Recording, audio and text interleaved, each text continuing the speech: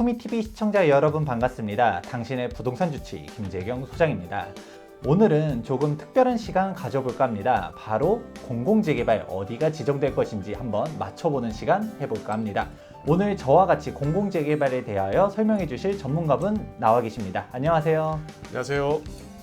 투자 프론티어 민동범 컨설턴트입니다. 네, 반갑습니다. 공공재개발 2차 공모가 일정이 어떻게 됐었죠? 작년 12월 30일 날에 공모를 시작해서요.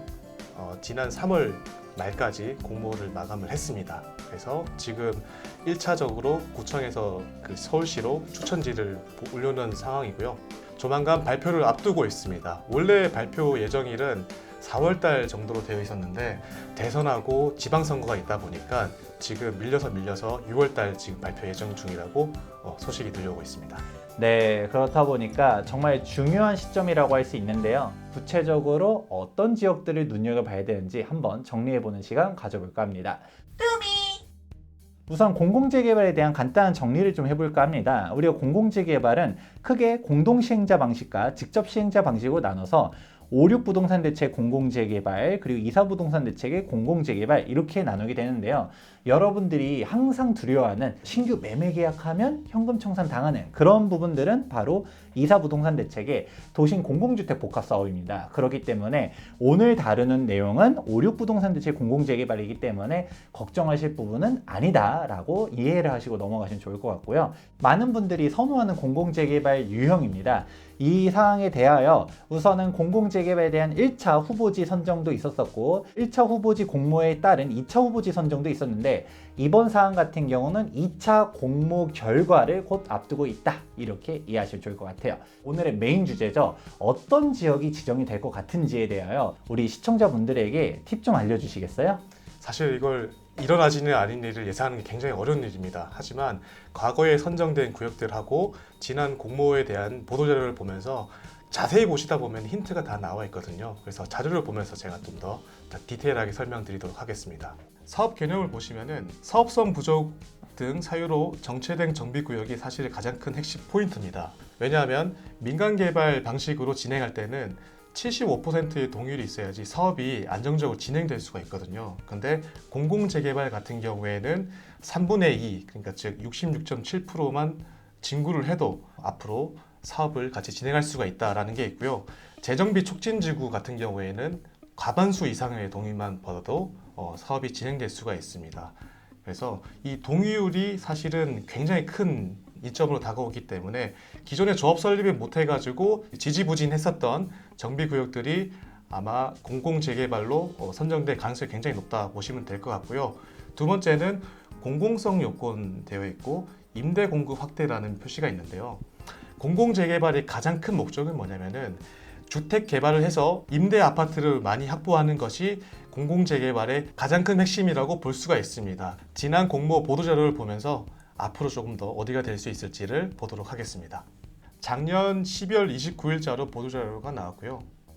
그리고 국토부 서울시가 30일부터 공공재개발 후보지 2차 공모를 한다고 이렇게 나와 있습니다. 그리고 밑에 보시면은 원래 계획은 4월에서 5월 사이에 18곳을 내외를 선정될 걸로 예상을 하고 있고요. 중요한 거는 1차 공모 보류 구역들도 함께 심사한다고 되어 있었습니다. 그 전에 보류 구역들도 심사를 하려고 했었다가 신속통합기획 등 여러 가지 모델들이 생기다 보니까 일정이 밀려가지고 이번에 함께 심사를 한다고 되어 있는데 아마도 지금 들리는 소식으로 보면은 보류 지역들이 우선적으로 검토될 확률이 높다고 하고 있습니다. 그래서 이런 보류 지역도 한번 눈여겨보시면 좋고요. 그리고 공공재개발 같은 경우에는 가장 중요한 게 권리 선정일이잖아요. 그래서 공모일이 2021년 12월 30일로 되어 있고 마찬가지로 공공재개발 선정과 동시에 지난 신속통합기획 선정 방식과 비슷하다고 저는 보고 있어요. 왜냐하면 똑같이 4개 구역이 구청에서 추천이 올라갔고요. 그리고 건축허가 제한도 걸릴 예정이고 토지거래허가 구역도 같이 지정될 예정입니다.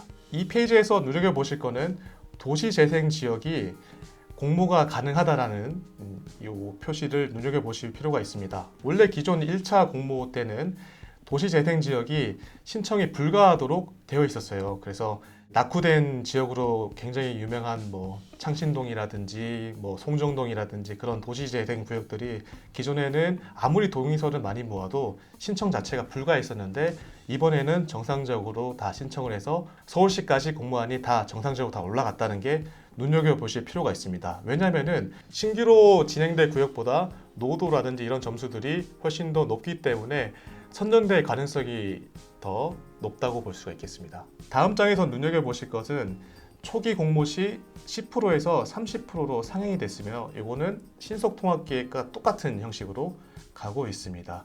그리고 밑에 보시면은 공공재개발 추진이 적합하다고 판단되는 구역을 4곳 이내로 구청에서 서울시로 추천한다고 되어 있습니다. 말 그대로 이번에 선정되지 않더라도 신속통합기획 선례로 봤을 때 똑같이 토지거래 허가구역 및 건축 제한이 걸릴 확률이 굉장히 높다. 이렇게 보시면 되겠습니다. 네, 이렇게 컨설턴트님께서 국토교통부 공식 보도자료를 통하여 어떤 지역들이 선정될 것인지 한번 추론해 보았는데요.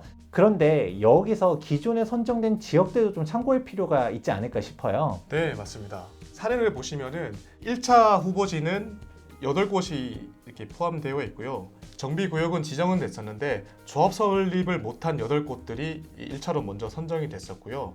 그리고 2차 후보지 같은 경우에는 신규 지역들입니다. 그래서 이렇게 성북구 같은 경우에는 성북 1구역, 장이 8구역, 장이 9구역 이렇게 3군데 있는 것도 있고요.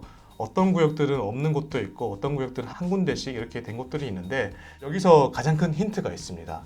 강서구라든지 아니면은 구로구라든지 그리고 금천구, 용산구, 마포구, 은평구 이런 곳 같은 경우에는 선정이 되지 않았습니다. 서초구라든지 뭐 강남구는 여기는 그때 당시에는 대부분 아파트다 보니까 신청 자체가 없었고 광진구도 당연히 없었고 중구도 없었습니다. 그래서 공무원 같은 경우에는 공공성과 그 형평성을 굉장히 중요시하는 집단이기 때문에 2차 선정지 보시면은 3개 구역씩 이렇게 선정된 곳들 같은 경우에 굉장히 민원을 많이 받았습니다. 왜 다른 데들은 신청했는데 여기는 안 뽑아주고 여기만 3개씩만 뽑아주고 니네들 뭐 다른 데서 뭐 뒷돈을 받았냐 이런 약간 이런 식의 의혹이 뭐 여러 가지가 있었는데 그래서 신속통합기획 때 구별 안배를 하겠다고 했었습니다. 그래서 지난 결과를 보시면은 다 구마다 한 개씩만 뽑은 선례들이 있었는데요. 합리적으로 좀 생각을 해보면은 기존에 선정되지 않았었던 강서구라든지 마포구, 용산구 이런 구로구 같은 구역들이 이번에 조금 선정될 가능성이 다른 구역들보다 조금 더 높지 않겠느냐 이렇게 조금 제가 예상을 좀 해보고 있고요. 금번 공모에는 59곳 구역들이 신청을 했었는데요. 서울시에서는 18곳을 지금 선정을 하겠다고 얘기를 했습니다. 이 자료는 단순 참고용으로 좀 아시면 될 것 같고요. 약간의 오차는 될 수가 있습니다. 우리가 가장 중요시 봐야 될 것은 여기서 과연 어디가 선정이 될 것인지가 중요한 거잖아요. 강서구하고 구로구하고 그 다음에 마포구, 그 다음에 용산구, 금천구, 은평구 정도를 보시면 좋겠다고 제가 말씀드렸습니다. 그 이유는 기존 공공재개발 1차 때 한 곳도 선정이 되지 않았기 때문에 아무래도 이쪽에서 선정될 확률이 좀 높지 않겠느냐 형평성을 좀 봤을 때 예상을 해봤고요. 그 중에서도 금천구 같은 경우에는 시흥 4동만 신청을 했습니다. 그러면 혼자 단독 후보지이기 때문에 오히려 다른 구역들보다 조금 더 확실히 높겠다고 좀 볼 수가 있을 것 같고요. 경쟁 구역들이 적은 곳들을 보시는 게 좋을 것 같아요. 왜냐면은 노원구라든지 그 다음에 동대문구 그리고 뭐 송파구 뭐 이런 곳들 같은 경우에는 또 단독 후보지 않습니까? 그렇기 때문에 이런 곳들이 조금 더 훨씬 더 쉬울 수도 있고 서대문구처럼 그리고 뭐 도봉구라든지 그리고 뭐 강동구라든지 관악구 이런 식으로 2개 후보지가 있는 것들도 다른 여기 뭐 강북구에 이렇게 4개, 5개 뭐 양천구에는 이렇게 6개, 7개가 신청한 것보다는 후보지를 추릴 수 있을 것 같습니다. 어디가 지정될 것이냐? 우선 첫 번째, 단독 후보지로 올라간 곳들을 예의주시할 필요가 있다. 두 번째, 여기에서도 일정 공공재개발에서 아예 선정이 안 됐었던 곳들은 형평성 차원에서라도 더욱더 선정할 가능성이 높다. 이렇게 포인트를 잡아볼 수 있을 것 같습니다. 민동문 컨설턴트님께서 이 정도는 유력하지 않을까라고 보는 곳을 한 5군데 뽑았다라고 들었습니다. 제가 판단한 첫 번째 유력 후보지는 종로구 창신동입니다. 창신동 같은 경우에는 작년에 이미 신통기획이 요 일대가 선정이 됐었고요.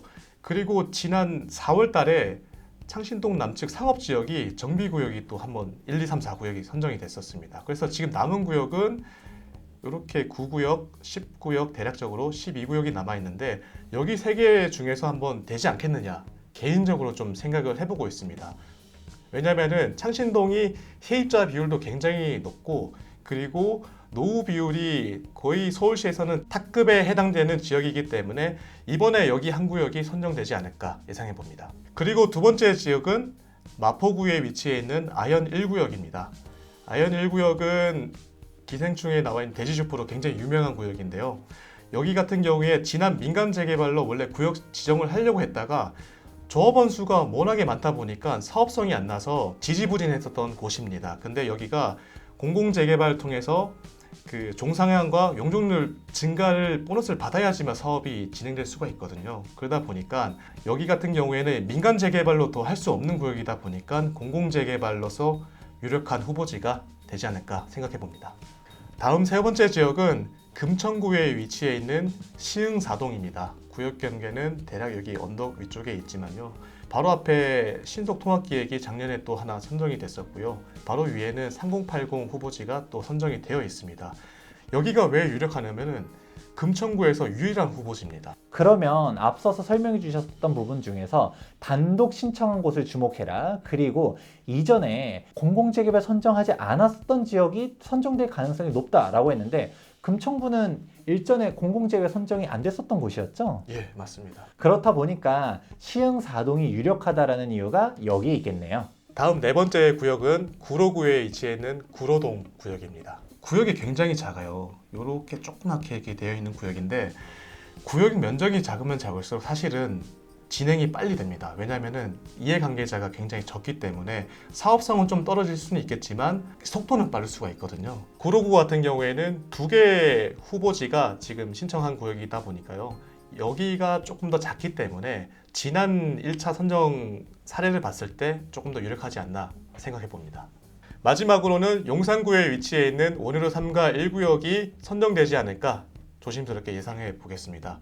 여기 같은 경우에는 지난 신속통합기획에서 그 최종 후보지까지 들어갔었고요. 토지거래 허가 구역 및 건축 제한도 걸려져 있습니다. 그리고 여기 밑에 보시면은 오세훈 서울시장이 재선에 임하면서 그 밑에 있는 용산국제업무지구가 곧 개발 계획안이 나올 예정인데 그 뒤편에 맞은편에 있는 배후주거지로서 아마 개발이 필요한 시점입니다. 지난 공공재개발 공모 때는 용산구에서는 선정지가 하나도 없었기 때문에요. 원효로 3가 1구역이 이번에 선정되지 않을까 조심스럽게 예상해 보겠습니다. 네, 이렇게 민동범 컨설턴트님께서 공공재개발로 선정될 가능성이 높은 후보지 5군데를 말씀해 주셨습니다. 마지막으로 오늘 설명해 주셨었던 내용을 간단하게 정리해 주시겠어요? 네, 사실 예상한다는 게 쉽진 않지만 제가 4가지 기준을 보고 이렇게 말씀을 드렸거든요. 자세한 내용은 제가 자료를 보면서 더 디테일하게 설명드리겠습니다. 첫 번째로는 형평성의 원칙입니다. 기존에 선정된 지역들보다는 아예 선정이 하나도 되지 않은 지역들을 보시는 게 조금 더 가능성이 높으실 것 같고요. 다음으로는 신속통합기획에서 재차 강조된 구별 안배에 대한 원칙입니다. 여러 개의 구역이 같이 공모한 구역들보다는 경쟁 구역이 적을수록 선정 확률이 높습니다. 그리고 세 번째는 입지가 떨어질수록 선정 확률이 높습니다. 그 이유는 뭐냐면은 공공재개발의 주 목적은 임대주택을 확보하는 것이기 때문에 핵심 지역 같은 경우에는 임대주택 많이 늘어나는 것을 선호하지 않거든요. 그래서 아무래도 서울 외곽지라든지 조금 더 입지가 중심지보다는 좀 떨어지는 곳이 선정 확률이 높다 보시면 되고요. 마지막으로 구역이 작으면 작을수록 선정 확률이 높습니다. 신속통합기획에서도 공모안에 보시면은 5만 제곱미터를 넘어가는 구역 같은 경우에는 페널티를 주겠다고 되어 있습니다. 마찬가지로 공공재개발도 구역이 작으면 작을수록 선정 확률이 높겠다 이렇게 보시면 되겠습니다. 네, 이렇게 민동범 컨설턴트님께서 잘 설명해 주셨는데요. 제가 높아심에 한 가지 더 당부점 하나 알려드리도록 하자면 권리 산정 기준을 체크하라 라고 이야기해 드리고 싶습니다. 56부동산 대책의 공공재개발 2차 공모 같은 경우는 권리 산정 기준일이 2021년도 12월 30일입니다. 이때 이후로 지어진 신축 빌라 같은 경우는 입주권이 나오지 않고 현금 청산 당한다는 점을 염두에 주시면서 투자를 하시면 좋을 것 같습니다. 네, 이렇게 공공재개발에 대하여 설명했는데요. 뭔가 추가적으로 설명하실 내용이 있으신가요? 투자를 계획 중이시라면은 선정된 이후에 오시게 되면은 프리미엄도 올라가고 토지 거래 허가 구역으로 묶이기 때문에 사실상 이제 갭 투자가 안 됩니다. 그러면은 훨씬 지금보다 높은 투자 금액으로 투자하셔야 되기 때문에 서두르시길 추천드리겠습니다. 네, 공공재개발에 대하여 보다 궁금하신 사항이 있으신 분은 여기 하단에 있는 연락처로 문의 주시면 옆에 계신 컨설턴트님께서 친절하게 설명해 드리도록 하겠습니다.